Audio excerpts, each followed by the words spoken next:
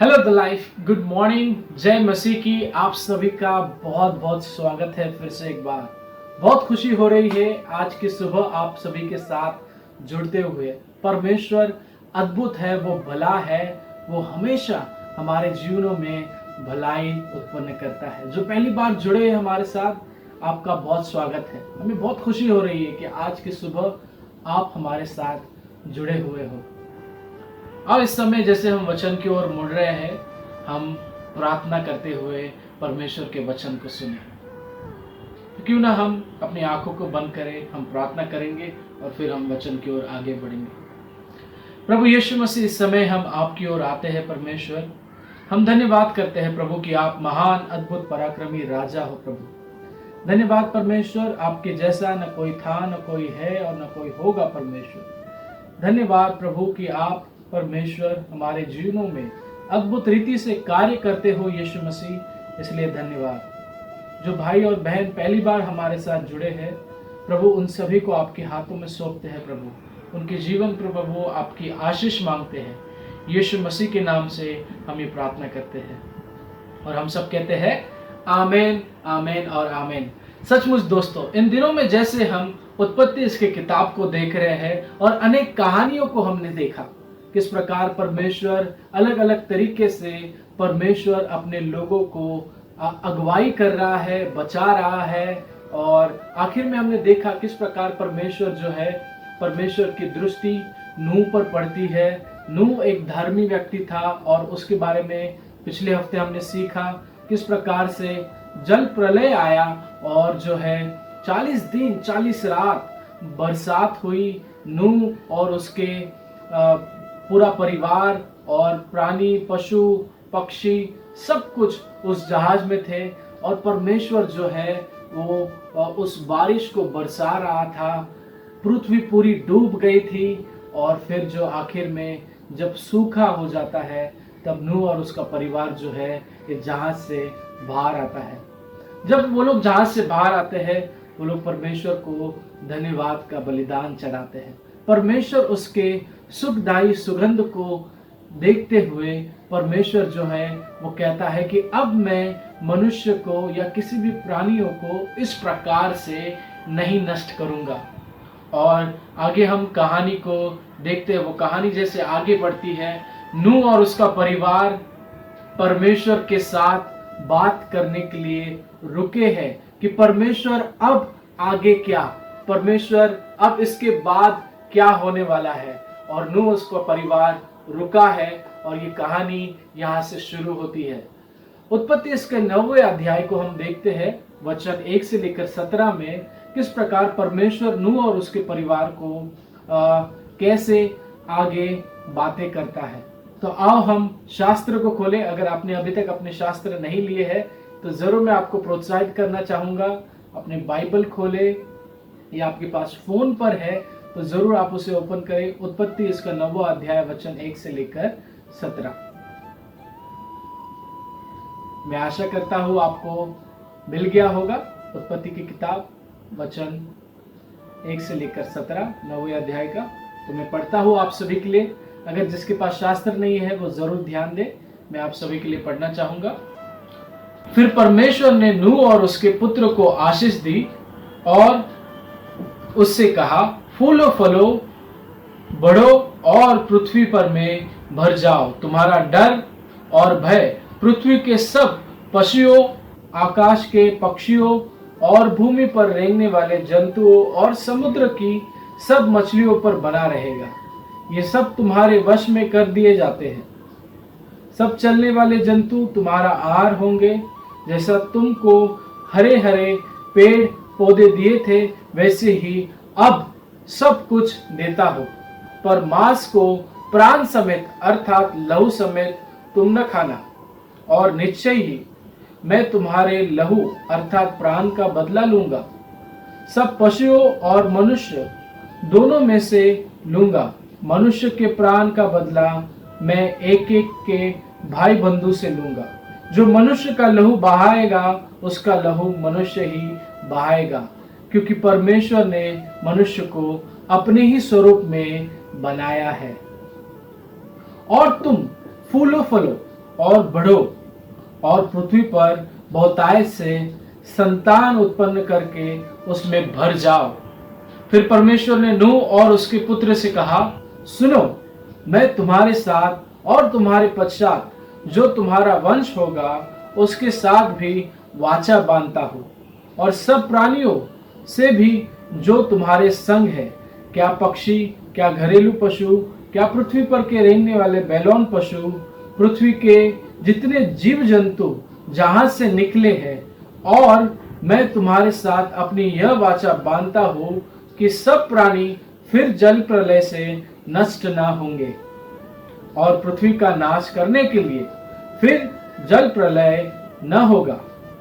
फिर परमेश्वर ने कहा, जो वाचा मैं तुम्हारे साथ और जो जितने जीवित प्राणी तुम्हारे संग है उन सब के साथ भी युगान युग की पीढ़ियों के लिए बांधता हूँ, उसका यह चिन्ह है, मैं बादल में अपना धनुष रखा है।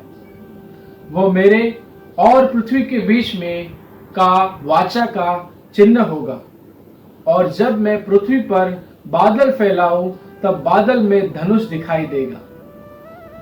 तब मेरी जो वाचा तुम्हारे और सब जीवित शरीरधारी प्राणियों के साथ बांधी है उसको मैं स्मरण करूंगा।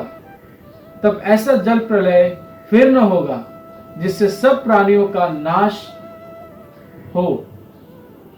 बादल में जो धनुष होगा मैं उसे देख के यह सदा की वाचा स्मरण करूंगा जो परमेश्वर और पृथ्वी पर के सब जीवित शरीरधारी प्राणियों के बीच में बांधी है।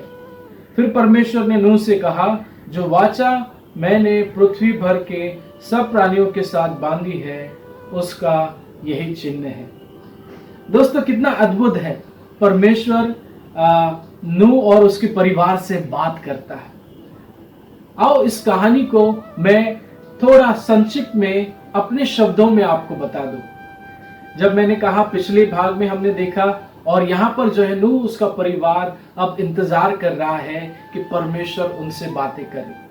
और जब परमेश्वर उनसे बातें कर रहा है तो पहले ही लाइन में, पहले ही अध्याय में, पहले ही वचन में हम देखते हैं परमेश्वर उनसे क्या कहता है। उनसे कहता है, फूलो फलो और बढ़ो और पृथ्वी भर में भर जाओ। परमेश्वर उन्हें आशीष देता है। यही आशीष, क्या आपको कुछ याद आ रहा है इस आशीष को सुनते हुए? हाँ, जरूर। यही आशीष परमेश्वर ने आदम और हवा को दी थी। उत्पत्ति इसका पहले अध्याय में इस आशीष को हम देखते हैं, किस प्रकार परमेश्वर ने मनुष्य को रचा और उन्हें ये आशीष दी। और वही आशीष जो है परमेश्वर नूह और उसके परिवार को देता है। परमेश्वर चाहता है कि नूह और उसका परिवार जो है इस प्रकार से पृथ्वी भर में भर जाए। आगे हम देखते हैं किस प्रकार परमेश्वर उन्हें एक आशीष देने के साथ साथ एक चेतावनी या एक सावधानी के रूप में बताता है कि हम मनुष्य, कि तुम जो मनुष्य हो किसी का खून नहीं करना, किसी का लहू नहीं बहाना, परमेश्वर उसका बदला लेगा। परमेश्वर हमें शायद ये बता रहा है, शायद पाप के बारे में शायद कहीं ना कहीं बोल रहा है। जैसे उत्पत्ति के अध्याय में हम पिछले कहानी में देखा, केन और हैबिल की कहानी में किस प्रकार से हाबिल का लहू वहां पर बहता है, केन उसका खून करता है।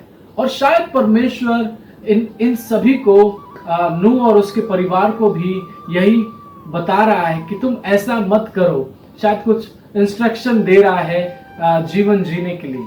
आगे हम देखते हैं परमेश्वर जो है फिर से उन्हें कहता है, फूलो फलो और पृथ्वी भर में भर जाओ। उसी के साथ परमेश्वर उनके साथ एक वाचा बांधते हैं। परमेश्वर उनके साथ एक वाचा बांधते हैं कि मैं अब से आगे जो है किसी भी प्राणी या मनुष्य या जीवित या शरीरधारी प्राणी को इस प्रकार से जल प्रलय के साथ नहीं नष्ट करूंगा। और उसी के साथ परमेश्वर उस वाचा का एक चिन्ह उन्हें देते हैं। कितने लोगों को धनुष पता है? धनुष जो रंगी बिरंगी आसमान या बादल में हम देखते हैं। हाँ, परमेश्वर धनुष के बारे में ही बात कर रहा है। परमेश्वर कहता है कि अब ये जो वाचा मैंने तुझसे बांधी है, इसका चिन्ह ये होगा कि ये धनुष जो है आसमान में रहेगा, और जब ये धनुष आएगा तो मनुष्य के बीच में जो मैंने वाचा बांधी है वो मैं स्मरण करूंगा। दोस्तों, बहुत जल्दी इस कहानी से कुछ बातें हम सीखें। परमेश्वर हमारे लिए क्या कहना चाहता है। 4 बातें हम सीखने वाले इस कहानी से। पहली बात, प्रभु यीशु मसीह हम सभी को आशीष देना चाहते हैं। परमेश्वर हम सभी को आशीर्वादित करना चाहते हैं। परमेश्वर ने मनुष्य की उत्पत्ति की और परमेश्वर ने कहा फूलो फूलो और पृथ्वी भर में भर जाओ। परमेश्वर उनको आशीर्वादित करता है और हमेशा परमेश्वर की ये आशीष हमारे साथ बनी है। परमेश्वर की इच्छा हमेशा के लिए हम देखते हैं कि परमेश्वर आशीर्वाद करने वाला परमेश्वर है, परमेश्वर आशीष देने वाला परमेश्वर है। अगर कोई पहली बार हमारे साथ जुड़ा है तो आपको ये प्रोत्साहित करता हूं कि आप विश्वास करो, परमेश्वर आपको आशीर्वादित करेगा। परमेश्वर आशीष का प्रभु है। परमेश्वर हम सभी को आशीर्वादित करता है। सचमुच दोस्तों, जब पहली बार मैंने अपने जीवन में निराश था, दुखी था और टूटा हुआ था, और जब मैं परमेश्वर पर विश्वास करने लगा, परमेश्वर की ओर आने लगा और परमेश्वर यीशु मसीह पर विश्वास किया, मैंने अद्भुत रीति से परमेश्वर की आशीष को अपने जीवन में देखा है। क्योंकि परमेश्वर आशीर्वाद देने वाला परमेश्वर नष्ट करने वाला नहीं, परंतु आशीर्वाद देने वाला परमेश्वर नहीं चाहता कि हम हमारा जीवन दुख में, तकलीफ में, संघर्ष में या किसी भी प्रकार की बीमारियों में या पीड़ित जीवन जिए। परमेश्वर हमारे जीवन में छुटकारा और आशीष लेकर आने वाला परमेश्वर है। दूसरी बात इस कहानी से हम सीखते हैं कि परमेश्वर जो है वो 100% पवित्र है। परमेश्वर पवित्र है और वो नहीं चाहता कि हम जो मनुष्य है वो पाप करें। जैसे इस कहानी में हमने देखा कि परमेश्वर उन्हें कहता है कि किसी का लहू नहीं बहाना, यानी किसी के विरुद्ध में पाप नहीं करना है। परमेश्वर पवित्र होने के कारण वो नहीं चाहता है कि हम पाप में या किसी भी प्रकार की बुराई में फंसे। पाप चाहे छोटा हो, बड़ा हो, चाहे खून करना हो, मर्डर करना हो या अपने मन में सोचना हो। प्रभु यीशु मसीह नए नियम में हमें सिखाते हैं किस प्रकार से कि सिर्फ अब खून करना ही पाप नहीं, लेकिन अगर उसके बारे में मन में सोचेंगे तो भी वो पाप है, क्योंकि हमने उसे पहले मन में सोच लिया है। परमेश्वर चाहते हैं कि हम पाप रहित जीवन जिए। परमेश्वर हमारे लिए एक चेतावनी, एक सावधानी के रूप में कहते हैं कि हम पाप से दूर रहे और परमेश्वर के साथ बने रहे। इस कहानी से तीसरी भाग जो हम देख रहे हैं कि किस प्रकार परमेश्वर जो है जल प्रलय को लेकर आता है। इस कहानी में हम देखते हैं परमेश्वर, नूह एक धर्मी व्यक्ति था और उस धर्मी व्यक्ति के कारण परमेश्वर उसे बचाता है और सभी उसके द्वारा कुछ प्राणी, पशु सब कुछ बचाए जाते हैं और फिर उसका परिवार बचाया जाता है। आखिर में हमने देखा किस प्रकार से वो सभी लोग बच जाते हैं। लेकिन आज हम जो है, हमें पता है कि हम में से कोई भी इतना धर्मी नहीं है, कोई भी परमेश्वर के योग्य नहीं है कि परमेश्वर हमें देखे और कहे कि हम धर्मी हैं।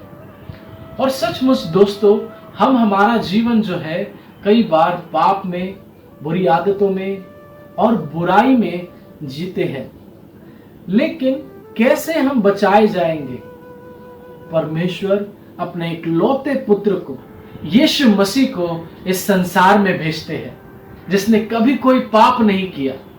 वो हमारी खातिर धर्मी व्यक्ति, हमारी खातिर उस क्रूस पर अपना बलिदान देते हैं और हमें, जो हम पापी है, जो हम परमेश्वर से दूर थे, जो हम परमेश्वर के लायक नहीं, परमेश्वर कभी भी हमें ऐसा नहीं सोच सकता था कि हम धर्मी है, बट यीशु मसीह जो धर्मी है, जो 100% पवित्र है, जो परमेश्वर है, वो अपने आप को हमारी खातिर उस क्रूस पर अपना बलिदान देता है। परमेश्वर यीशु मसीह को, जो 100% धर्मी है, हमारे पापों के खातिर उस क्रूस पर भेजता है।